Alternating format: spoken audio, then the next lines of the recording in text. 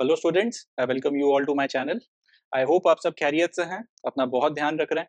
Sincerely examination की preparations में आप लगे हैं एंड खूब मेहनत कर रहे हैं। तो आज के सेशन में हम लोग 24 ऑफ अक्टूबर 2024 का द हिंदू न्यूज़पेपर और इसके इंपॉर्टेंट करंट अफेयर्स को डिस्कस करेंगे for UPSC civil services 2025 prelims as well as mains और जितने भी दूसरे कॉम्पिटिटिव एग्जामिनेशंस हैं जिसमें करंट अफेयर्स पूछा जाता है उन सब के लिए।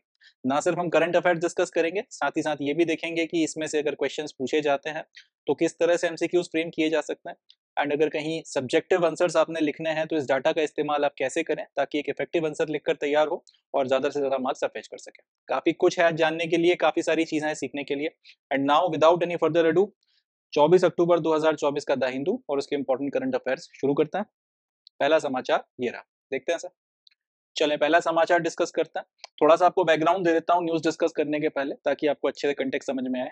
एक बहुत इंपॉर्टेंट केमिकल होता है, खास तौर पे केमिकल्स की मैन्युफैक्चरिंग की जो पूरी इंडस्ट्री है उसमें इस केमिकल का बहुत इस्तेमाल होता है।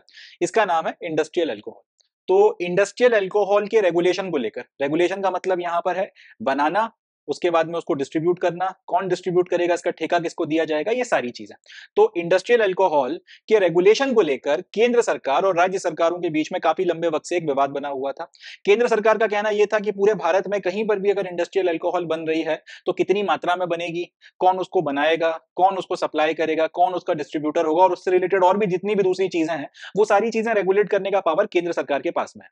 राज्य सरकारों का कहना यह था कि जिस जिस स्टेट में इंडस्ट्रियल अल्कोहल बन रहा है, कितना बनेगा, कौन बनाएगा, कौन सप्लाई करेगा, किसको सप्लाई किया जाएगा, ये सारी चीजें रेगुलेट करने का पावर उन स्टेट गवर्नमेंट्स के पास में है। तो इस बात को लेकर केंद्र और अलग अलग राज्यों के बीच में बहुत लंबे वक्त से विवाद था। फाइनली यह मैटर सुप्रीम कोर्ट गया और सुप्रीम कोर्ट की 9 जजेस की एक कॉन्स्टिट्यूशनल बेंच ने इस पूरे मसले को सुना है और उन्होंने फाइनली 8-1 से जजमेंट दिया है जिसमें उन्होंने अपहेल्ड किया है the right of state legislatures to regulate industrial alcohol. मतलब यहां पर सुप्रीम कोर्ट ने राज्यों का जो पक्ष है, उनका जो स्टैंड है उसको सही माना है और उन्होंने बोला है कि केंद्र जो है वो पूरे भारत में बनने वाली इंडस्ट्रियल अल्कोहल को रेगुलेट नहीं कर सकता, स्टेट्स जो है अलग अलग स्टेट में जो इंडस्ट्रियल अल्कोहल बन रही है उसको रेगुलेट कर सकते हैं। तो ये तो अपना समाचार हो गया। अब इस समाचार में ये जो इंडस्ट्रियल अल्कोहल का जिक्र आ रहा है ये क्या होता है और राज्य सरकारों और केंद्र सरकारों के बीच में ये क्या विवाद था, इसको हमारे लिए जानना जरूरी है। एग्जामिनेशन पॉइंट ऑफ व्यू से रेलेवेंट है, इसमें से क्वेश्चंस पूछे जा सकते हैं क्योंकि सुप्रीम कोर्ट में आए दिन ऐसा नहीं होता कि 9 जजेस की बेंच जो है बैठकर कोई फैसला सुनाए। आमतौर पर या तो 3 जजेस की बेंच बैठती है या 5 जजेस की कॉन्स्टिट्यूशनल बेंच बैठती है, बट 9 जजेस की बेंच अगर बैठ रही है और उसके बाद वो कोई 8-1 से कोई आपका लैंडमार्क जजमेंट अगर दे रहे हैं तो फिर ये अपने आप में एक इंपॉर्टेंट करंट अफेयर हो जाता है। इसलिए इसको अब हमको इंटायरिटी में पढ़ना जरूरी है।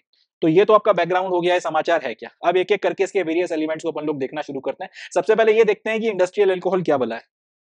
Industrial alcohol, also known as denatured alcohol, it is essentially ethanol in its pure form। तो इंडस्ट्रियल अल्कोहल जो चीज है इसको हम लोग एक और नाम से जानते हैं, वो है डीनेचर्ड अल्कोहल। और ये क्या चीज है, सबसे प्योरेस्ट फॉर्म में आपके पास जो इथेनॉल मौजूद है, इथेनॉल का फॉर्मूला होता है C2H5OH। तो ये जो इथेनॉल सबसे प्योरेस्ट फॉर्म में जब आपके पास में अवेलेबल होती है उसको या तो आप डीनेचर्ड अल्कोहल बोल लो या फिर आप इंडस्ट्रियल अल्कोहल बोल लो, एक ही बात है। अब ये जो इंडस्ट्रियल अल्कोहल है या फिर ये इथेनॉल है, ये ह्यूमन कंजम्पशन के लिए नहीं होती है, इसको इंसानों के कंजम्पशन के लिए पॉइजनस माना गया। जिनको पता है वो जानते होंगे कि C2H5OH बेसिकली ये लिकर का फॉर्मूला है, अल्कोहल का फॉर्मूला है, जो पीने वाली शराब होती है उसका भी फॉर्मूला यही होता है। मगर यहां पर ये जो इथेनॉल है, जो डीनेचर्ड इथेनॉल या इंडस्ट्रियल अल्कोहल कहला रही है, in spite of the fact कि उसका फॉर्मूला भी C2H5OH ही है, मगर उसके बाद भी इसको ह्यूमन कंजम्पशन के लिए अनफिट माना गया है। ये जहरीली होती है और इसको अगर कोई इंसान कंज्यूम करे तो उसके हॉस्पिटलाइज होने के चांसेस बन जाते हैं, इनफैक्ट उसकी मौत भी हो सकती है। कई बार आपने समाचार भी सुना होगा कि कच्ची शराब पीने से या जहरीली शराब पीने से कुछ लोगों की या तो मौत हो गई है या फिर कुछ लोग अस्पताल में भर्ती हो गए। तो वो जो जहरीली शराब या फिर वो जो कच्ची शराब की बात हो रही होती है वो इंडस्ट्रियल अल्कोहल या फिर डीनेचर्ड अल्कोहल होता है। इसको पॉइजनस माना गया है ह्यूमन कंजम्पशन के लिए और इसलिए इस पे बैन है, निषेध है कि इंसानों के कंजम्पशन के लिए इसका इस्तेमाल नहीं किया जा सकता। इसको अगर इस्तेमाल किया गया तो इससे आपको हॉस्पिटलाइजेशन हो सकता है, 10 तरीके के मेडिकल कॉम्प्लिकेशंस हो सकते हैं और आपकी मौत भी हो सकती है। अब सवाल उठेगा कि जहरीली है, इंसान पी नहीं सकते और तो फिर बनाई क्यों जाती है। जवाब यह है कि ये एक बहुत इंपॉर्टेंट केमिकल है, रॉ मटेरियल आप इसको मान सकते हैं केमिकल इंडस्ट्री का। केमिकल इंडस्ट्री में अलग अलग तरीके के वेरियस केमिकल्स बनाए जाते हैं और इन लगभग लगभग हर तरीके के केमिकल्स को बनाने के लिए और इसके अलावा भी जो दूसरी तरीके की मैन्युफैक्चरिंग होती है, लगभग लगभग हर इंडस्ट्री में मैन्युफैक्चरिंग के ये जो आपका इंडस्ट्रियल अल्कोहल है इसका इस्तेमाल किया ही जाता है। तो इसको आप ऐसे समझ लें जैसे घर में नॉर्थ इंडियंस प्राइमरीली रोटी खाते हैं और साउथ इंडियंस प्राइमरीली चावल खाते हैं। तो आपके खाने में जिस तरीके से रोटी या चावल स्टेपल होता है, उसके बिना अपना थाली पूरी नहीं होती, अपनी भूख नहीं मिट सकती, अपना वो उसका कंजम्पशन नहीं करेंगे तो अपने को ऐसा लगेगा कि नहीं अपन ने खाना खाया है। एग्जैक्टली इसी तरीके से केमिकल इंडस्ट्री की अगर बात की जाए, वहां पर अगर हमारे पास में इंडस्ट्रियल अल्कोहल मौजूद नहीं है तो वो जो भी अपने केमिकल्स बनाना चाहते हैं दूसरे, वो बन ही नहीं सकते। और सेम गोज फॉर मैन्युफैक्चरिंग, जहां पे केमिकल्स का इस्तेमाल किया जाता है वेरियस प्रोडक्ट्स बनाने के लिए, साबुन हो गया, सोडा हो गया, इस तरीके की दूसरी चीजें, वहां पर भी मैक्सिमम चीजें प्रोड्यूस ही नहीं की जा सकती अगर अपने पास में इंडस्ट्रियल अल्कोहल नहीं हो। तो in spite of the fact कि ये पॉइजनस है, इसके कंजम्पशन से कई बार लोग जो है इसका कंजम्पशन कर लेते हैं, जो आपकी पीने वाली शराब होती है उसके भ्रम में आके, क्योंकि ऐसा देखने में बहुत ज्यादा कोई डिफरेंस तो होता नहीं है इसमें, तो उसके चलते उनकी डेथ भी हो सकती है और उसके चलते फिर बहुत से आपको प्रिकॉशंस लेना पड़ते हैं ताकि लोग बाग जो है उनकी पहुंच से इसको दूर रखा जाए। बट उसके बाद भी इसको बड़ी मात्रा में मैन्युफैक्चर किया जाता है, क्योंकि इसके बिना मैन्युफैक्चरिंग इंडस्ट्री जो है उसका अस्तित्व ही संभव नहीं है। तो ये हो गई इंडस्ट्रियल अल्कोहल की बात। अब ये जो पूरा विवाद है वो है क्या? सेंट्रल गवर्नमेंट का कहना यह है कि हमारे पास एक यूनियन लिस्ट है, उस यूनियन लिस्ट में कई सारी एंट्रीज हैं, उनमें एक एंट्री है एंट्री नंबर 52। वो एंट्री नंबर 52 ये कहती है कि industries the control of which by union is declared by parliament by law to be expedient in public interest. मतलब ये कि यूनियन लिस्ट की एंट्री नंबर 52 है, एक यूनियन की आपके पास में लिस्ट है, उसमें कई सारे पॉइंट्स डले हुए हैं, तो जो हर एक पॉइंट है उसको एंट्री बोला जाता है। इसमें 52वें नंबर का पॉइंट या फिर 52 सेकंड नंबर की जो एंट्री है, उसमें यह लिखा है कि अगर किसी इंडस्ट्री को पार्लियामेंट ने कानून बनाकर यह डिक्लेयर कर दिया है कि भाई इसकी देखरेख करने की, इससे रिलेटेड जो भी चीजें हैं, रेगुलेशन वगैरह की जिम्मेदारी केंद्र सरकार की है, तो फिर उसके बाद में उससे रिलेटेड जितना भी रेगुलेशन वगैरह करने का पावर है वो केंद्र सरकार के पास में आ जाएगा, और ये जनरली पब्लिक इंटरेस्ट में किया जाता है। बात को समझिएगा, क्या कहा गया है? यूनियन गवर्नमेंट का कहना यह है कि हमारे पास एक लिस्ट है, यूनियन लिस्ट। यूनियन लिस्ट में वेरियस आपके टॉपिक्स डले हुए हैं, उसपे अपने को यह पता चलता है कि केंद्र सरकार क्या क्या कर सकती है, क्या क्या नहीं कर सकती। यूनियन लिस्ट में जो सारी पावर्स केंद्र सरकार के पास में है, या फिर जो जो उसको फंक्शंस दिए गए हैं, केंद्र सरकार वो सारी पावर्स एक्सरसाइज कर सकती है, वो सारे फंक्शंस को करने की उसके ऊपर बाध्यता है। केंद्र का कहना यह है कि इस यूनियन लिस्ट में एक पॉइंट नंबर 52 है या फिर एंट्री नंबर 52 है, उसमें यह बोला गया है कि यदि भारत की पार्लियामेंट एक कानून बनाए और उस कानून के तहत में किसी इंडस्ट्री से रिलेटेड रेगुलेशन की जिम्मेदारी पब्लिक इंटरेस्ट में केंद्र सरकार को अगर दे देती है, तो फिर केंद्र सरकार बाध्य हो जाती है उस पर्टिकुलर कानून के तहत में उस इंडस्ट्री को रेगुलेट करने के लिए। तो हमारे पास भारत की पार्लियामेंट ने इस तरीके का एक कानून बना रखा है इंडस्ट्रियल अल्कोहल के रिस्पेक्ट में। तो इस बिहाफ पे या इस लिहाज से भारत भर में जितनी भी इंडस्ट्रियल अल्कोहल बन रही है उसको रेगुलेट करने की जिम्मेदारी हमारी हो जाती है, और इसलिए हम लोग ये पावर एक्सरसाइज कर सकते हैं, ऐसा केंद्र सरकार का कहना था। स्टेट गवर्नमेंट वाले इस बात को मान नहीं रहे थे। ये जो एक्सक्लूसिव कंट्रोल सेंट्रल गवर्नमेंट ने इंडस्ट्रियल अल्कोहल के ऊपर रखा हुआ था, स्टेट गवर्नमेंट वाले इस बात को मानने को तैयार नहीं थे। उनका जो आर्ग्यूमेंट है, उनका जो काउंटर है वो ये है कि हमारी जो स्टेट लिस्ट है, जिसमें स्टेट्स के पास में क्या क्या पावर्स हैं और क्या क्या फंक्शंस हैं, उसमें भी एक एंट्री है, या फिर उसमें भी अलग अलग पॉइंट डले हुए हैं, उसमें एक पॉइंट नंबर 8 डला हुआ है। तो ये पॉइंट नंबर 8 या फिर इस एंट्री नंबर 8 में लिखा हुआ है कि स्टेट्स के पास में जितने भी इंटॉक्सिकेटिंग लिकर्स होते हैं उन सबको रेगुलेट करने का पावर है। बड़ी इंटरेस्टिंग बात है, इंटॉक्सिकेटिंग लिकर का मतलब क्या होता है? ऐसी लिकर जिसको पीने के बाद में इंसान को नशा है। अब इंस्पाइट ऑफ द फैक्ट कि आपकी जो इंडस्ट्रियल अल्कोहल है वो जहरीली होती है और उसको पीकर आप मर जाओगे, या लगभग लगभग मर जाओगे, आपकी स्थिति बहुत खराब हो जाएगी, वो एक अलग चीज है। मगर उसको पीकर इंटॉक्सिकेट तो आप हो सकते हो। अगर आप इंडस्ट्रियल अल्कोहल को पीते हो तो आपको नशा जरूर होगा, भले ही उसके बाद में आपकी मौत हो जाए। तो इन लोगों का कहना यह है कि हमारे पास जो स्टेट लिस्ट है उसमें जो पॉइंट डले हुए हैं, उसमें 8वां पॉइंट या फिर उसमें 8वीं एंट्री ये कहती है कि अगर आपके राज्य में कोई इंटॉक्सिकेटिंग लिकर बन रहा है, ऐसा लिकर जिसको पीकर आपको नशा आता है, तो उसको रेगुलेट करने का पावर स्टेट्स के पास में है। अब भले ही इंडस्ट्रियल अल्कोहल पीकर आदमी की मौत हो जाए, मगर उसको पीने के बाद में इंसान को नशा तो आता है, तो इस हिसाब से वो बन गया इंटॉक्सिकेटिंग लिकर, और इंटॉक्सिकेटिंग लिकर बन गया, इसका मतलब उसको रेगुलेट करने का पावर आ गया स्टेट गवर्नमेंट के पास में। यूनियन ने जो एक कानून बनाया है ये हमारे अधिकारों का हनन है, ये स्टेट लिस्ट का वायलेशन है, ऐसा नहीं किया जा सकता। तो यहाँ पे सेंट्रल गवर्नमेंट का अपना एक स्टैंड है, स्टेट गवर्नमेंट्स का अपना एक स्टैंड है, इनके बीच में हो गया डिस्प्यूट। अब सवाल उठेगा कि यार शराबी तो है, कितनी मात्रा में बनती होगी, इसको लेकर इतना लड़ाई झगड़ा क्यों? तो जो बात मैंने यहां पे कही है कि भारत में ऐसी बहुत सी इंडस्ट्रीज हैं जिनमें मैन्युफैक्चरिंग और केमिकल इंडस्ट्री की अगर बात की जाए, दवाइयों की इंडस्ट्री की बात की जाए, उनका अस्तित्व खत्म हो जाएगा अगर इंडस्ट्रियल अल्कोहल नहीं बनाया गया। दूसरे शब्दों में इंडस्ट्रियल अल्कोहल भर भर कर बनाया जाता है, बड़ी मात्रा में प्रोड्यूस किया जाता है और खूब बड़ी मात्रा में बेचा जाता है। मतलब यह कि यहां से खूब मात्रा में पैसा कमाया जाता है। अब जो आदमी इसको रेगुलेट करेगा वो जमकर पैसा कमाएगा। केंद्र सरकार क्योंकि अभी तक रेगुलेट कर रही है, तो फिर वो इससे अंट-शंट पैसा कमा रहे थे और अच्छी खासी मात्रा में रेवेन्यू आ रहा था। अब अगर स्टेट गवर्नमेंट के पास में ये पावर आ जाती है तो स्टेट गवर्नमेंट ये पैसा कमाएंगे, उनके पास में रेवेन्यू आएगा। तो कुल मिला के सारा जो लफड़ा है या जो सारी लड़ाई है वो रेवेन्यू को लेकर है, रेवेन्यू जो है उसको लेकर सारा विवाद हो रहा है। तो यहां पर अल्टीमेटली स्टेट गवर्नमेंट का अपना ये यूनियन 52 ये यूनियन लिस्ट की एंट्री 52 का स्टैंड, स्टेट गवर्नमेंट्स का स्टेट लिस्ट की आपकी जो एंट्री 8 है इसका स्टैंड। फाइनली ये मसला पहुंचा सुप्रीम कोर्ट के पास। सुप्रीम कोर्ट ने स्टेट गवर्नमेंट को भी सुना, सुप्रीम कोर्ट ने सेंट्रल गवर्नमेंट को भी सुना, और सबको सुनने के बाद में सुप्रीम कोर्ट ने इस पूरे मसले में से दो सवाल निकाले। उन्होंने बोला कि ये पूरा मैटर सॉल्व हो जाएगा अगर हमको दो सवालों का जवाब मिल जाए। पहला जो सवाल आया वो ये था, whether entry 52 in union list override entry 7 of state list. ये यहां पर एंट्री 8 है, ये गलत लिखा हुआ है, एंट्री 8 है, एंट्री 8। तो पहला सवाल तो यह है कि अगर ये जो एंट्री 852 है यूनियन लिस्ट की, और यहां पे स्टेट लिस्ट में एंट्री नंबर 8 लिखा हुआ है, तो क्या एंट्री नंबर 52 एंट्री नंबर 8 को ओवरराइड करती है?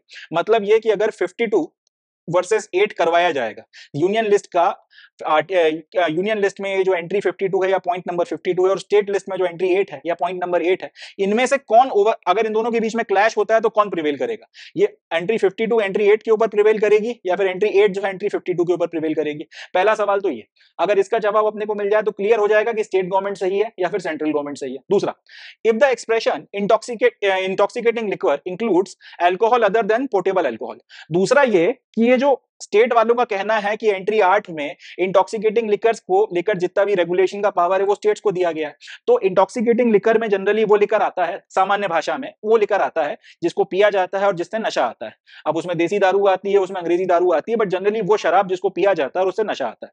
अब ये शराब बिकती है बॉटल्स में, यानी कि आप इसको एक से दूसरी जगह लेकर जा सकते हो। तो स्टेट ये जो सुप्रीम कोर्ट है उनके सामने सवाल ये उठा कि ये जो इंटॉक्सिकेटिंग लिकर शब्द का इस्तेमाल किया जा रहा है, ये जो टर्म है इंटॉक्सिकेटिंग लिकर, क्या इसमें दूसरा अल्कोहल भी आएगा जो बड़ी मात्रा में भर भर कर प्रोड्यूस हो रहा है अदर देन पोर्टेबल अल्कोहल? अभी तक की क्या कहानी है, नॉर्मल कंडीशन में जो आपका इंटॉक्सिकेटिंग लिकर है उसका मतलब क्या होता है? पीने वाली शराब जिसको पीकर नशा आता है, चाहे देसी दारू हो चाहे अंग्रेजी दारू हो। अब वो बिकती है बॉटल्स में, तो पोर्टेबल अल्कोहल जो है जिसको एक से दूसरी जगह लेकर जाया जा सकता है और जिसको पिया जा सकता है उसको इंटॉक्सिकेटिंग लिकर माना जाता है। अब इंस्पाइट ऑफ द फैक्ट कि आपकी जो इंडस्ट्रियल अल्कोहल है उसको पीने से मौत हो जाती है तो उसके ऊपर बैन लगा के रखा हुआ है, मगर लोग पीते भी हैं और मरते भी हैं। तो यहां से क्वेश्चन ये उठता है कि क्या इंटॉक्सिकेटिंग लिक्वर में हम लोग इस पोर्टेबल अल्कोहल जिसको पिया जा सकता है और एक से दूसरी जगह लेकर जाया जाता है बॉटल्स वगैरह में, इसके अलावा और दूसरे तरीके के अल्कोहल भी इस कैटेगरी में शामिल किए जा सकते हैं कि नहीं किए जा सकते? अगर इन दो सवालों का जवाब मिल जाएगा तो आपको इस पूरे केस का जो है, आप इस केस का निर्णय सुना सकते हो। पहला क्या कि यूनियन गवर्नमेंट की जो यूनियन लिस्ट है उसमें जो एंट्री नंबर 52 है और स्टेट गवर्नमेंट की जो स्टेट लिस्ट है उसमें एंट्री नंबर 8 है, इसमें अगर कोई क्लैश की स्थिति बनती है तो कौन ओवरराइड करेगा, यूनियन करेगा या स्टेट करेगा? एक तो ये। दूसरा ये कि इंटॉक्सिकेटिंग लिकर शब्द जो इस्तेमाल किया गया है एंट्री नंबर 8 में, इसमें जो पीने वाली शराब है क्या इसके अलावा और दूसरे किस्म की शराब इसमें शामिल की जा सकती है? दो सवाल जो है इस पूरे केस में सुप्रीम कोर्ट के पास में निकल कर आए। सुप्रीम कोर्ट ने अल्टीमेटली फैसला ये दिया कि ये जो एंट्री 8 है आपका 7 शेड्यूल में स्टेट लिस्ट में, स्टेट लिस्ट हो गई, यूनियन लिस्ट हो गई, कॉन्करेंट लिस्ट हो गई, ये सारी की सारी जो लिस्ट है ये 7 शेड्यूल में है संविधान के। तो संविधान के 7वें शेड्यूल में जो स्टेट लिस्ट है इसमें जो एंट्री नंबर 8 या पॉइंट नंबर 8 है, इसमें ये जो शब्द इंटॉक्सिकेटिंग लिकर का इस्तेमाल किया गया है, इसमें पोर्टेबल अल्कोहल के अलावा दूसरे भी जितने तरीके के अल्कोहल्स हैं वो शामिल किए जा सकते हैं, यानी कि इंडस्ट्रियल अल्कोहल इसकी कैटेगरी में आता है। तो supreme court held that the phase intoxicating liquor in entry 8 of state list in 7 schedule will include industrial alcohol with in its ambit. मतलब क्या कि आपका जो 7वां शेड्यूल है संविधान का, वो 7वें शेड्यूल में जो स्टेट लिस्ट है, इस स्टेट लिस्ट में जो एंट्री नंबर 8 है इसमें जो इंटॉक्सिकेटिंग लिकर शब्द का इस्तेमाल किया गया है, इस इंटॉक्सिकेटिंग लिकर शब्द की डेफिनेशन में या इसकी बाउंड्री में आपका इंडस्ट्रियल अल्कोहल आता है। उन लोगों ने इस बात को माना कि आदमी पी के मर जाए तो मर जाए, मगर इसको पीने से इंटॉक्सिकेशन तो होता है, तो इसलिए इंडस्ट्रियल अल्कोहल जो है ये स्टेट लिस्ट की एंट्री नंबर 8 की जो इंटॉक्सिकेटिंग लिकर की डेफिनेशन है उसमें आता है, पहली चीज। और दूसरा, क्योंकि ये इसमें आता है इसका मतलब स्टेट गवर्नमेंट का जो दावा है वो यूनियन के दावे के ऊपर भारी पड़ता है। तो स्टेट 8 जो है, जो आपकी एंट्री 8 है, अतः हम लोग कह सकते हैं कि स्टेट गवर्नमेंट्स को ये पावर देती हैं कि अपने अपने राज्यों में जो आपका इंडस्ट्रियल अल्कोहल प्रोड्यूस हो रहा है वो इसको रेगुलेट कर सकते हैं, चाहे उसकी प्रोडक्शन हो, कितनी मात्रा में प्रोड्यूस कराना है, कितनी मात्रा में नहीं कराना। दूसरा, मैन्युफैक्चरिंग की जितनी भी इंडस्ट्रीज को आपको देना है, किसको कितनी मात्रा में देना है, उसका पोजीशन किसके पास में कितना रह सकता है, ट्रांसपोर्ट कैसे किया जाएगा, कितना कौन बेचेगा, उसको किस तरीके से बेचा जाएगा, कितने कितने स्केल में आप बेचना चाहते हो। इंडस्ट्रियल अल्कोहल से रिलेटेड जितना भी रेगुलेशन है, इसलिए अब हम लोग कंक्लूड कर सकते हैं कि वो स्टेट गवर्नमेंट्स की रेगुलेशन में आता है, ना कि यूनियन के रेगुलेशन में आता है। और इसी के साथ में अब ये जो बात यहां पे आई थी, ये जो सिंपल लिखा हुआ था कि 8(1) से ये फैसला दिया है कि भाई स्टेट लेजिस्लेचर जो है वो इंडस्ट्रियल अल्कोहल को रेगुलेट कर सकते हैं, ये वर्डिक्ट या फिर ये फैसला इस तरीके से जो है सुनाया गया। तो ये हो गया अपना पर्टिकुलर ये पूरा का पूरा करंट अफेयर। अब यहां से जो है क्वेश्चंस वगैरह बनने की संभावना अच्छी खासी बनती है। तो ये तो अपनी न्यूज हो गई। अब यहां से क्वेश्चंस क्या क्या बनते हैं वो हम लोग देख लेते हैं। सबसे पहला क्वेश्चन तो यही बनेगा कि रिसेंटली सुप्रीम कोर्ट की 9 जजेस की जो एक बेंच है उसने एक फैसला सुनाया है, वो फैसला किस पर्टिकुलर चीज के रिस्पेक्ट में था। तो हमको याद रखना है सेंटर स्टेट के बीच में इंडस्ट्रियल अल्कोहल के डिस्प्यूट के रेगुलेशन को लेकर डिस्प्यूट हो गया था, उसके उसमें था। एक ये पूछा जा सकता है कि किसके फेवर में सुनाया है, तो ये भी याद रखना है कि आपको स्टेट गवर्नमेंट्स के फेवर में फैसला सुनाया गया। दूसरा क्वेश्चन यहां से ये बनता है कि डीनेचर्ड अल्कोहल या फिर इंडस्ट्रियल अल्कोहल होता क्या है। तो अपने को याद रखना है ये क्या चीज है, ये इथेनॉल होता है मगर अपने प्योरेस्ट फॉर्म में होता है, जो ह्यूमन कंजम्पशन के लिए अनफिट है, जो कि ये पॉइजनस है। मगर केमिकल इंडस्ट्री की अगर बात की जाए, दवाइयां बनाने की बात की जाए और मैन्युफैक्चरिंग की जहां पे केमिकल्स का इस्तेमाल होता है, इस तरीके की लगभग हर इंडस्ट्री में इसका इस्तेमाल किया जाता है और इसके चलते इसका मास प्रोडक्शन होता है। ये अपने को याद रखना है। तीसरा, इस केस में एक चीज और बनती है कि आपकी जो यूनियन लिस्ट है, स्टेट लिस्ट है और कॉन्करेंट लिस्ट है, ये तीनों लिस्ट संविधान के कौन से शेड्यूल में रखी गई है। तो हमको ये याद रखना है 7th शेड्यूल में रखी गई है। ठीक है जी, ये अपने को ध्यान रखना है कि 7th शेड्यूल में जो है इनको रखा गया है। ये इतने क्वेश्चंस वगैरह जो है यहां से बनकर तैयार होते हैं। एंड लास्ट की इंटॉक्सिकेटिंग लिकर की कैटेगरी में कौन कौन से अल्कोहल्स आते हैं। तो आपका इसमें एक तो हमारा जो नॉर्मल पोर्टेबल अल्कोहल है जिसको पिया जाता है शराब के रूप में, तो वो भी आता है। इसके अलावा जो स्पिरिट होती है, जो इंजेक्शन वगैरह लगाने के पहले लगाई जाती है, वो हो गई। इंडस्ट्रियल अल्कोहल हो गया। जितने भी तरीके के आपके इथेनॉल्स होते हैं वो सारे के सारे इंटॉक्सिकेटिंग लिकर की डेफिनेशन के अंदर में आते हैं। तो इतने कुछ क्वेश्चंस हैं जो यहां से बनकर तैयार होते हैं और ये अपने को ध्यान रखना है। चले, तो ये that's it from this news. अब अगली न्यूज की तरफ बढ़ते हैं, देखते हैं। चलिए नेक्स्ट न्यूज देखते हैं। अगला समाचार ब्रिक्स से रिलेटेड है। एंड ब्रिक्स की अभी रिसेंटली एक 16th मीटिंग हुई है। रशिया का एक शहर पड़ता है काजान, वहां पर। तो वहां क्या क्या बातें हुई, किस तरीके के डिस्कशन हुए, किस किस ने अटेंड की थी ये मीटिंग और वहां पे क्या डिक्लेरेशन अडॉप्ट किया गया, इन सारी चीजों को अपने को इस न्यूज में कवर करना है। तो 16th BRICS meeting held at Kazan, Russia, highlights India favours greater financial integration among the member countries of BRICS grouping.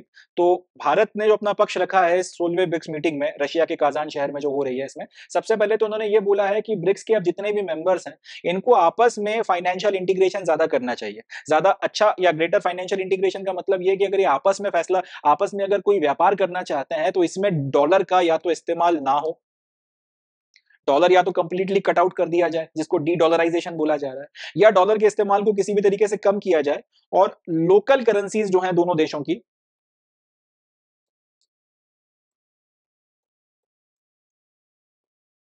जो लोकल करेंसीज हैं इनके इस्तेमाल को बढ़ाया जाए। इसकी वजह यह है कि रशिया ने जब से यूक्रेन के साथ में वॉर शुरू किया है और वेस्टर्न कंट्रीज ने, स्पेसिफिकली अगर यूरोपियन यूनियन की बात की जाए और यूनाइटेड स्टेट्स की बात की जाए, उन्होंने रशिया को जिस तरह से ग्लोबल फाइनेंशियल सिस्टम से बाहर निकाल दिया और रशिया का खुद का पैसा जो यूनाइटेड स्टेट्स में और बाकी सारी जगहों पर रखा हुआ था, लगभग 300-400 बिलियन डॉलर्स के आसपास जो एक बड़ा अमाउंट जो रखा हुआ था, उसको ब्लॉक कर दिया। अब रशिया अपना ही पैसा जो है वेस्टर्न जो बैंकिंग सिस्टम में उसने अलग अलग देशों में इन्वेस्ट किया हुआ था, प्राइमरीली यूनाइटेड स्टेट्स में इन्वेस्ट किया हुआ था, उसको निकाल नहीं सकते। और उनको क्योंकि इन्होंने अपने पूरे के पूरे ग्लोबल जो सिस्टम था आपके फाइनेंस वगैरह का, ट्रांजैक्शंस वगैरह का, जिसको स्विफ्ट सिस्टम बोला जाता है, इससे बाहर कर दिया, तो रशिया अब ट्रेड नहीं कर सकता। इससे वेस्ट वालों का ख्याल ये था कि रशिया जो है वो ट्रेड नहीं कर पाएगा, जो पैसा कमा नहीं पाएगा, और जो पैसा उसका रखा हुआ है फॉरेन रिजर्व्स के रूप में या डॉलर्स के रूप में हमने ब्लॉक कर दिया है, तो रशिया क्रिपल हो जाएगा, उसकी इकोनॉमी क्रिपल हो जाएगी और वो ये वॉर जो है यूक्रेन के खिलाफ लड़ नहीं पाएंगे। अब पुतिन जो थे वो इनसे ज्यादा 2 कदम आगे थे, तो उन्होंने इन सारी चीजों को सोच रखा था। उसके बाद उन्होंने अपने कुछ काउंटर मेजर्स वगैरह किए, तो रशियन इकोनॉमी, इनका ख्याल ये था कि गिर जाएगी, मगर वो फ्लरिश कर गई, वो एक अलग मैटर है। बट यहां से दूसरे देशों को, खासतौर पे इंडिया हो गया, चाइना हो गया और भी दूसरे जो देशों को एक बात समझ में आई कि कल को अगर कोई कंफ्लिक्ट होता है और अगर किसी वजह से भारत लेट से यूनाइटेड स्टेट्स के अगेंस्ट में कोई स्टैंड लेता है या वेस्टर्न वर्ल्ड के अगेंस्ट में कोई स्टैंड लेता है, तो ऐसी कंडीशन में एक्सट्रीम केसेस में ये हमको भी स्विफ्ट के सिस्टम से बाहर निकाल सकते हैं। ये हमारा भी अगर जो पैसा हमने अमेरिकन इकोनॉमी में या बाकी जगहों पर इन्वेस्ट कर रखा है डॉलर्स के रूप में, इसको ब्लॉक कर देंगे। ऐसे में तो फिर हम फंस जाएंगे और ट्रेड अगर हम कर नहीं पाए तो हमारी इकोनॉमी क्रिपल हो जाएगी। रशिया के साथ कम से कम ये है कि पॉपुलेशन कम है उनके पास में, नेचुरल रिसोर्सेज बहुत ज्यादा है, हमारे पास में मगर पॉपुलेशन इतनी ज्यादा है कि अगर हम इनको नहीं खिला पाए तो बहुत बड़ा नाटक हो जाएगा। तो इस बात को समझते हुए प्राइम मिनिस्टर मोदी जो है वो डी डॉलराइजेशन की तरफ में या लोकल करेंसीज में आपस में ट्रेड करने को लेकर, करेंसी स्वैप एग्रीमेंट्स को लेकर काफी ज्यादा जो है एम्फेसिस कर रहे हैं। उसी बात को यहां पर हम लोगों ने कहा है कि ब्रिक्स के जो मेंबर्स हैं, ब्रिक्स की ग्रुपिंग की जो कंट्रीज हैं, आपस में अपना ग्रेटर फाइनेंशियल इंटीग्रेशन किया जाए, यानी कि एक तो डॉलर जो है इसके ऊपर निर्भरता कम की जाए और आपकी जो लोकल करेंसीज हैं इनमें आप जितना हो सके उतना ज्यादा ट्रेड करो, वो आपके लिए बेहतर रहेगा। तो trade in local currencies and smooth cross border payment will strengthen our economic cooperation. एक तो ये बात हम लोगों ने इस पर्टिकुलर समिट में कही है। दूसरा हमने बोला है UPI developed by India is a huge success story and adopted in many countries. PM अर्ज more countries to join India in doing trade in local currencies and or locally developed payment mechanisms. तो यहीं पे फिर साथ ही साथ हमने अपना जो खुद का पेमेंट मैकेनिज्म है इसको भी प्रमोट किया है कि भाई ये स्विफ्ट वाले से तो अपने को कभी भी निकाला जा सकता है. तो हम लोगों ने यूपीआई डेवलप किया है, इसी को आप लोग जो है अपने अडॉप्ट कर लो. हमने दूसरे भी देशों ने इसको अडॉप्ट किया है, आप भी इसको अडॉप्ट कर लो. इससे इंस्टेंटली अपना जो ट्रांजेक्शन और सेटलमेंट होता है ये क्रॉस बॉर्डर ट्रांजेक्शन कराने के लिए भी बहुत बढ़िया चीज है. और चलो अगर 2 मिनट के लिए मानते हैं कि यूपीआई में आपको दिक्कत है तो फिर अपन लोग एक काम करते हैं, टेक्नोलॉजी हमारे पास है, हमने यूपीआई बनाया है, इसी तरीके का हम लोग एक लोकल पेमेंट मैकेनिज्म जो है सब लोग मिलकर आपस में डेवलप करते हैं और उसकी मदद से फिर हम लोग ट्रेड करते हैं अपनी लोकल करेंसीज में. डॉलर की अभी ये हो रहा है कि अगर हमको ये अपने रुपए से हमको अगर रूबल में कोई ट्रेड करना है तो पहले हमको ये देखना पड़ेगा कि जितने रुपए का हमारा सामान हम ले रहे हैं, लेट्स से 100 रुपए का सामान है तो वो डॉलर में कितने में कन्वर्ट होता है और उसके बाद में फिर ये डॉलर के बराबर में कितने रूबल्स वगैरह जो है वो रूबल कितने बनते हैं, ये सारी चीजें देखकर ये सारा सेटलमेंट हमको डॉलर की मदद से करना पड़ता है, डॉलर को स्टैंडर्ड लेके करना पड़ता है. एक बार में अगर हम लोग डॉलर को इससे इक्वेशन से निकाल देंगे यूपीआई वगैरह की मदद से या कोई दूसरा हम लोग पेमेंट सिस्टम अगर डेवलप करते हैं तो रुपया और रूबल डायरेक्ट जो है हम लोग ट्रेड कर सकते हैं, या फिर रुपए के साथ में अगर हम लोग युआन जो है उसका ट्रेड अगर करवाना चाहें तो वो भी डायरेक्टली किया जा सकता है. डॉलर अगर एक बार हट जाता है तो कहीं ना कहीं आपकी डॉलर के ऊपर निर्भरता अगर कम होगी तो वेस्ट का जो ब्लैकमेल है, वेस्ट का जो है आपके ऊपर सैंक्शन करने की जो पावर है वो कम होती चली जाएगी और यहाँ पे ब्रिक्स वाले देश जो है उनको एडवांटेज मिलेगा. अब यहाँ पे अगर ये लोग अपनी यूपीआई की टेक्नोलॉजी इस्तेमाल करते हैं तो कहीं ना कहीं इससे अपने को भी जो है फायदा मिलेगा, इससे अपन भी जो है एडवांटेज की स्थिति में आएंगे. और ब्रिक्स वाले अब अगर इसको अडॉप्ट करते हैं तो फिर इसके चलते दूसरे देश भी यूपीआई की टेक्नोलॉजी मांगेंगे तो इसको बेचकर भी जो है अपन फिर पैसा कमा सकते हैं, इससे भी अपने को फायदा मिल सकता है. एक तो ये सारी बातें हुई हैं. दूसरा इंटरेस्टिंग पॉइंट यह है कि जो ये 16th ब्रिक्स का समिट हुआ है, अब से ब्रिक्स को ब्रिक्स नहीं बोला जाएगा, अब इसको बोला जाएगा ब्रिक्स प्लस. इसकी वजह यह है कि अभी तक तो ब्रिक्स में सिर्फ ये 5 ही देश हुआ करते थे, ब्राजील था, रशिया था, इंडिया था, चाइना था और साउथ अफ्रीका था. मगर अब जो है इसमें नए मेंबर्स को शामिल किया गया है. अभी जो लास्ट ब्रिक का समिट हुआ था उसमें अप्रूव किया था कि भाई हम इसको एक्सपैंड करेंगे, तो नए मेंबर्स को भी शामिल किया गया. उन नए मेंबर्स के शामिल होने के चलते अब ब्रिक्स को ब्रिक्स ना बोलकर ब्रिक्स प्लस के नाम से जाना जाएगा. तो ये पहली बार हुआ है कि ये जो 16th आपका ब्रिक्स का समिट है इसमें पहली बार हुआ है कि ये जो नए मेंबर्स जिनको शामिल किया गया है इनके लीडर्स ने भी ब्रिक्स की मीटिंग को या ब्रिक्स के समिट को अटेंड किया है. कौन कौन इसमें शामिल हुआ है? Egypt, United Arab Emirates, Saudi Arabia, Ethiopia और ईरान. ये इतने देश जो हैं इनको ब्रिक्स में शामिल किया गया है और इसके चलते अब ब्रिक्स को ब्रिक्स ना बोल के ब्रिक्स प्लस बोला जाएगा और पहली बार इनके लीडर्स इसकी मीटिंग में शामिल हुए. तो ये एक पॉइंट हो गया, अपने को याद रखना है. तीसरा, इस ये जो काजान शहर में रशिया में जो मीटिंग चल रही है इसके फाइनली इसको जब ये कंक्लूड किया गया तो इसमें एक डिक्लेरेशन जो है वो किया गया है. इस डिक्लेरेशन का नाम है काजान डिक्लेरेशन. इसमें it summed BRICS position on challenges facing the world like conflict in Gaza and Ukraine. तो पहले तो दुनिया भर में जो अलग अलग जगहों पे कॉन्फ्लिक्ट हो रहे हैं, जैसे यूक्रेन का वॉर रशिया के साथ चल रहा है, गाजा में जो इजराइल का कंसेप्ट की जो लड़ाई झगड़े चल रहे हैं, इन सब चीजों को लेकर ब्रिक्स वालों का, ब्रिक्स देश का कंबाइंड तौर पर क्या सोचना है, ब्रिक्स की जो ग्रुपिंग है इन देशों का कंबाइंड तौर पर क्या सोचना है, तो वो स्टैंड इन्होंने बताया है. दूसरा, to create a more responsive international financial architecture. अब वही बात की यहां पे क्योंकि स्विफ्ट से रशिया को इन्होंने निकाल दिया है और रशिया को दबाने की कोशिश करी, वो दूसरी बात है कि दबा नहीं पाए. यहां से वेस्ट की जो हेजीमनी है, वेस्टर्न फाइनेंशियल हेजीमनी, ये जो वेस्ट की हेजीमनी है इसको तोड़ने के लिए एक ज्यादा रिस्पॉन्सिव किस्म का इंटरनेशनल फाइनेंशियल आर्किटेक्चर बनाने की जरूरत है जो स्विफ्ट के अल्टरनेटिव के तौर पर काम कर सके. और कल को अगर वेस्ट वाले किसी दूसरे देश का इस तरीके का ब्लैकमेल करते हैं, स्विफ्ट से उसको निकाल देते हैं, तो उसको एक अल्टरनेटिव दिया जा सके जिससे कि वो ब्रिक्स देशों के प्रभाव में आएगा. इस बात को भी जो है ध्यान में रख के एक डिक्लेरेशन जो है किया गया है, काजान डिक्लेरेशन में इस बात को शामिल किया गया. तो ये सारी जो है कुछ इंपॉर्टेंट बातें हैं जो ब्रिक्स के इस 16 समिट में की गई. तो ये तो अपनी न्यूज हो गई. अब यहां से समाचार कौन कौन से बनते हैं. सबसे पहला तो इस शहर का नाम, काजान शहर जो हाल फिलहाल काफी वक्त से न्यूज में बना हुआ था, वो किस देश में लाई करता है ना? जवाब हो गया रशिया. ये हमको याद रखना है. अब काजान शब्द जो है अगर आप न्यूज फॉलो नहीं कर रहे हो तो जनरली ये रशियन शब्द लग नहीं रहा आपको. व्लादिवोस्टॉक हो गया या फिर लेनिनग्राद हो गया, मॉस्को हो गया, ये तो फिर भी रशिया के शहर या रशियन शब्द आपको साउंड करते हैं. मगर ये जो काजान है ये लग रहा है कि सेंट्रल एशिया का या फिर किसी मुस्लिम कंट्री का कोई शहर है. तो ये अपने को याद रखना है, काजान रशिया का शहर है. तो एक तो ये कि काजान देश जो काफी वक्त से न्यूज में है या रिसेंटली न्यूज में था, कहां पर है? रशिया में है. दूसरा जो क्वेश्चन यहां से बनता है वो ये है कि रिसेंटली किन देशों ने ब्रिक्स को ज्वाइन किया है. तो उसका जवाब हो जाएगा इजिप्ट, यूएई, सऊदी अरब, इथोपिया और ईरान. इन 5 देशों को ब्रिक्स में मेंबर्स के तौर पर शामिल किया गया है. और अब एक क्वेश्चन ये बन सकता है कि कौन सी ग्रुपिंग ने अपना नाम बदला है. तो जवाब हो जाएगा ब्रिक्स ने अपना नाम बदला है, अब इसको ब्रिक्स ना बोल के ब्रिक्स प्लस बोला जाएगा, क्योंकि अभी 5 देश भी ब्रिक्स में शामिल हो गए हैं, Egypt, UAE, Saudi Arabia, Ethiopia और ईरान। एंड लास्ट क्वेश्चन, ये जो काजान डिक्लेरेशन रिसेंटली किया गया था, ये किसने किया है, कौन सी ग्रुपिंग ने जो है काजान डिक्लेरेशन किया है, तो इसका जवाब अपने को याद रखना है, ब्रिक्स की ग्रुपिंग ने काजान डिक्लेरेशन किया है। तो इतने कुछ क्वेश्चंस जो है इस पर्टिकुलर न्यूज से अपने बनकर तैयार होते हैं। चलें, that's it from this news. अब नेक्स्ट न्यूज देखते हैं। चलिए नेक्स्ट न्यूज डिस्कस करते हैं, और ये समाचार मेंस के पॉइंट ऑफ व्यू से बहुत काम का है। खास तौर पे जो GS3 का अपना पेपर है इकोनॉमी का, उसमें अगर साइबर क्राइम के ऊपर या ऑनलाइन इकोनॉमिक फ्रॉड के ऊपर कुछ लिखने को आता है, तो वहां पर आप इस न्यूज में जो डाटा हम लोग डिस्कस करने वाले हैं इसको आप कोट कर सकते हैं। चलें देखते हैं। Indians to lose 1.2 lakh crore in cyber frauds by 2025। तो भारतीय जो है वो 2025 समाप्त होते होते साइबर फ्रॉड्स में लगभग 1.2 लाख करोड़ रुपीस, ध्यान से देखिएगा, लगभग 1,20,000 करोड़ रुपया जो है 2025 खत्म होते होते भारतीय साइबर फ्रॉड्स वगैरह में गवा सकते हैं, ऐसा एक रिपोर्ट में कहा गया है। एक रिपोर्ट है जिसको छापा है Indian cyber crime coordination centre ने। ये Indian cyber crime coordination centre ministry of home affairs के अंडर में काम करता है।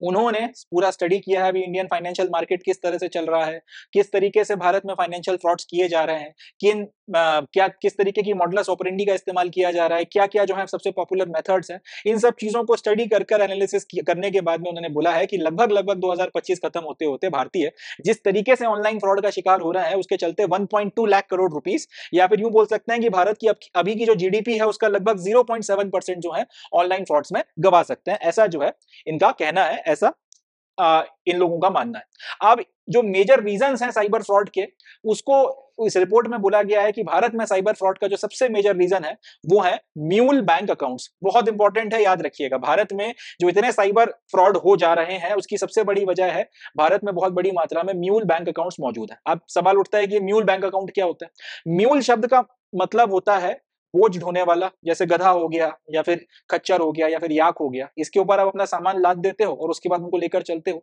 तो इसको बोला जाता है म्यूल। उसी तरीके से अगर आपने, कोई गरीब आदमी है, कोई पढ़ा लिखा व्यक्ति नहीं है या उसको ज्यादा अक्षर ज्ञान नहीं है, उसके नाम से आपने बैंक अकाउंट खुलवा दिए, या फिर इस तरीके के, या तो इस तरीके के किसी आदमी के नाम पे आपने बहुत सारे बैंक अकाउंट खुलवा दिए, या इस तरीके के बहुत सारे लोगों के नाम पे आपने बहुत सारे बैंक अकाउंट खुलवा दिए। अब उनको पता ही नहीं है कि उनके नाम पर इस तरीके के बैंक अकाउंट खुले हुए हैं, या फिर अगर उनको पता भी है कि उनके नाम पर बैंक अकाउंट खुले हुए हैं, आप मालिक हो उनके या वो आपके यहाँ काम करते हैं, आपने बैंक अकाउंट खुलवाया भी है, तो उसका ऑपरेशनल जो आपका एक्सेस है वो उनके पास में नहीं है। वो अकाउंट कैसे ऑपरेट हो रहे हैं, कहां पे इस्तेमाल हो रहे हैं, वो सारा एक्सेस अगर फ्रॉड करने वाले के हाथ में है, तो इस तरीके के अकाउंट कहलाते हैं म्यूल अकाउंट। इन अकाउंट की मदद से खूब, जब नोटबंदी हुई थी तो काफी जो है लोगों ने अपने पैसे वगैरह बदलाए थे। जैसे सपोज कर लें कि नोटबंदी हुई, अब एक सर्टेन लिमिट लगी हुई थी, उससे ज्यादा पैसे अगर आपने डिपॉजिट किए अपने अकाउंट में, तो आपसे पूछा जाएगा कि भाई इससे ज्यादा पैसा कहां से आया आपके पास में। आपके इनकम टैक्स रिटर्न में आप अपनी कुछ अमाउंट बता रहे हो, यहाँ पे कुछ और कहानी निकल कर आ रही है। तो उससे बचने के लिए लोगों ने क्या किया कि अपने जो इस तरीके के नौकर्स हो गए, सर्वेंट्स हो गए, या और इस तरीके के लेबरर्स हो गए,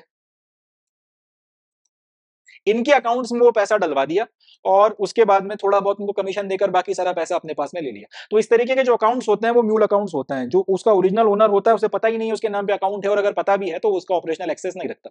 अब ये जो म्यूल अकाउंट्स है ये सिंगल लार्जेस्ट कॉन्ट्रीब्यूटर है भारत में जितने भी ऑनलाइन फाइनेंशियल स्कैम्स हो रहे हैं उसके लिए, ऐसा इस रिपोर्ट का कहना है। सवाल उठेगा कि इन म्यूल अकाउंट्स की मदद से या म्यूल बैंक अकाउंट की मदद से इतने बड़े लेवल पर फ्रॉड हो कैसे रहा है, तो इसका जवाब है कि एक बार किसी आदमी को अगर आपने ऑनलाइन ठग लिया या फिर स्कैम किया, तो जनरली आप ऑनलाइन ठगोगे या स्कैम करोगे तो उसमें आप करते ये हो कि आप उसके अकाउंट से, उससे ऑनलाइन जो है पैसा अपने अकाउंट में ट्रांसफर करा लोगे। अब ये जो पैसा ऑनलाइन ट्रांसफर करवाया जा रहा है ये किसी पर्टिकुलर एक म्यूल अकाउंट में ट्रांसफर करवाया गया। अब उस एक म्यूल अकाउंट में ट्रांसफर करवाने के बाद में इस पैसे को कई सारे ऐसे अलग अलग म्यूल अकाउंट से जंप कराया जाता है, और फाइनली कई बार कई सारे म्यूल अकाउंट से जंप करवा चुकने के बाद में उसको किसी एटीएम से निकाल लिया जाता है, विड्रॉ कर लिया जाता है। इसके चलते पकड़ना बहुत मुश्किल हो जाता है। ऐसे समझिए कि कोई एक व्यक्ति है, अब वो बैठा हुआ अपना काम कर रहा है, उसे एकदम से फोन आया कि भाई आपके खिलाफ ये शुरू हो रहा है, वो शुरू हो रहा है, फलाना ठिकाना, उसे डरा धमका दिया या उसको किसी तरीके से ट्रिक कर लिया, और उससे एक पर्टिकुलर अकाउंट है, अकाउंट नंबर A1, इसमें 50,000 रुपए के करीब जो है ऑनलाइन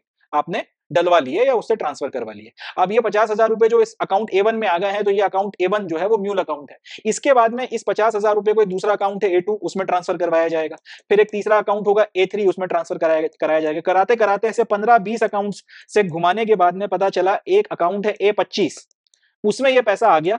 अब ये जो A25 अकाउंट है, इसका जो डेबिट कार्ड है, उस डेबिट कार्ड की मदद से किसी एटीएम से जाकर लोकल किसी एटीएम से जाकर पैसा निकाल लिया जाएगा और इसके बाद में ये लोग गायब हो जाएंगे काफी। और ये जो अकाउंट या तो ये बैंक अकाउंट बंद हो जाएंगे, और अगर बंद नहीं भी हुए हैं तो फिर जिनके ये बैंक अकाउंट है उनको पता ही नहीं होगा कि उनके नाम पर ये बैंक अकाउंट चल रहा है। आप इन्वेस्टिगेट करते हो उनके पास पहुंचोगे तो A1 वाला बोलेगा कि भैया मुझे पता ही नहीं है मेरे नाम पे बैंक अकाउंट चल रहा है, और यही कहानी A2 A3 ऐसे करते करते 25th वाला भी जो है यही गाना गाएगा या यही रोना रोएगा कि मुझे पता ही नहीं है मेरे नाम पे सारी चीजें हो रही हैं। अब या तो आप इस गरीब आदमी को परेशान करो जिसका कोई लेना देना नहीं है इस चीज से, जो खुद स्कैम हो रखा है, या फिर इस केस को बंद करो क्योंकि अब कुछ और किया ही नहीं जा सकता, आप उसे ट्रेस नहीं कर पाओगे। तो इस तरीके से जो है ये फ्रॉड वगैरह काफी बड़े लेवल पर हो रहा है। अब ये स्कैम कितने बड़े लेवल पर चल रहा है, अब इसको ऐसे समझें कि जितनी भी इन्वेस्टिगेटिंग एजेंसीज हैं ये डेली इस तरीके के लगभग 4000 के करीब म्यूल अकाउंट जो है रेगुलर पर डे जो है इस तरीके के 4000 म्यूल अकाउंट्स ये लोग रोज आइडेंटिफाई कर रहे हैं। अब ये कैसे कर रहे हैं, वो लगातार एनालाइज कर रहे हैं कि ऐसे कौन से अकाउंट्स हैं जिनसे लगातार जो है पैसा एक बार आता है और उसके बाद लगातार जंप करवाया जाता है रैंडमली कहीं से भी इनमें जो है 50,000 60,000 या एक बड़ी अमाउंट आ जाती है, और उसके बाद कई बार इस पैसे को, इसका जो ओरिजिनल अकाउंट है जहां पे ये पैसा आया है वहां से कई बार जंप कराया जा रहा है। और इस तरीके के अकाउंट्स की अगर बात की जाए तो ऐसे लगभग 4000 म्यूल अकाउंट्स रोज पकड़े जा रहे हैं इस तरीके के, ये आइडेंटिफाई किए जा रहे हैं।